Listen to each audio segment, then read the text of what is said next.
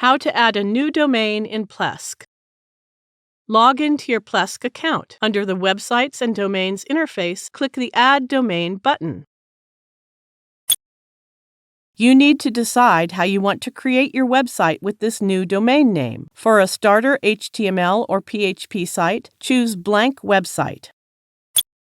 If you haven't registered the domain, you may exercise this option for a temporary domain. If the account is associated with multiple subscriptions, we can choose one subscription to be the parent subscription for this new domain.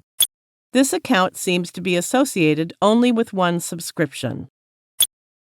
As we are creating a website, leave the default selection for hosting type. I don't have any plan to use a third-party DNS or mail service, therefore I will leave these boxes checked. It creates the domain's home directory in the subscription's home directory with a name identical to the domain name, although we can also type in a path of a custom home directory for the domain.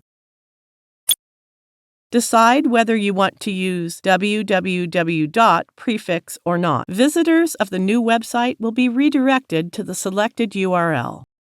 It looks ready now. Click the Add Domain button.